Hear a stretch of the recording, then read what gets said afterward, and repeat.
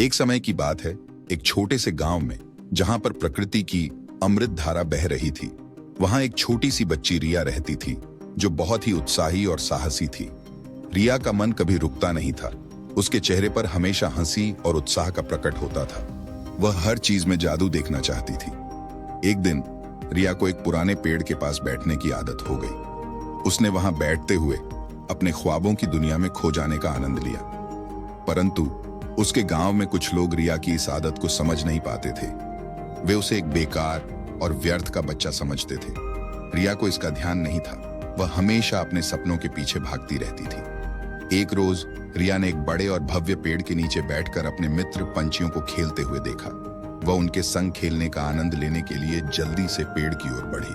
परंतु एक दिव्य संवाद के दौरान पंछियों ने रिया से कहा, हे रिया, तुम बहुत सपने देखती हो, पर तुम्हारे सपनों को पूरा करने के लिए कुछ अधिक चाहिए। रिया का मन उदास हो गया। क्या उसके सपने सिर्फ सपने ही होंगे? क्या वह वास्तव में कुछ कर सकती है? उस रात रिया ने अपने मित्रों के साथ पेड़ के नीचे बैठकर सपनों की बात की। उनके मित्रों ने उसे बताया कि उसकी उत्सुकता और साहस उसे किसी भी मुश्किल को पार करने की शक्ति देती है। रिया ने अपनी मित्रों की बातों को गहराई से समझा। उसका मन उत्साह से भरा हुआ था। रिया ने तय कर लिया कि वह अपने सपनों को पूरा करने के लिए प्रयास करेगी। अगले सुबह रिया ने गांव के बाहर जाकर एक अद्भुत सफर का आग्रह किया। वह अपने सपनों की खोज में एक रहस्यमय जंगल में चली गई। रिया का दिल धड़क रहा था, क्योंकि वह जानना चाहती थी कि जंगल की अज्ञात दुनिया में क्या अद्भुत चीजें छुपी हैं। जंगल में वह नए और अनसुने दुनिया का आनंद लेती गई, जहां वह नई दोस्तों से मिली और अनजाने जानवरों से बातें की। परंतु जब रिया ने अपने सपनों की खोज में जंगल के गहरे भाग में पहुंची, तो वह एक राजा का राज्य देखा। राजा का राज्य अजीब और चमत्कारी था।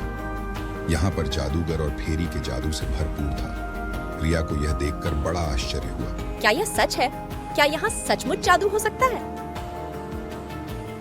रिया ने अपने सपनों की खोज में उसे इस अद्भुत राज्य में आगे बढ़ते हुए देखा। राजा ने रिया को अपने राज्य में स्वागत किया और उसे अपने जादूगरों की शिक्षा देने का आदेश दिया। रिया को इस अद्भुत मार्ग में अग्रसर होने का मौका मिला। वह अपने सपनों को पूरा करने के लिए तैयार थी। अंत में रिया ने अपने सपनों को पूरा किया और वह राजा की सबसे महान जादूगर बन गई। इस कहानी से हमें यह सीख मिलती है कि हमारे सपनों को पूरा करने के लिए हमें उत्साह, साहस और मेहनत की आवश्यकता होती है।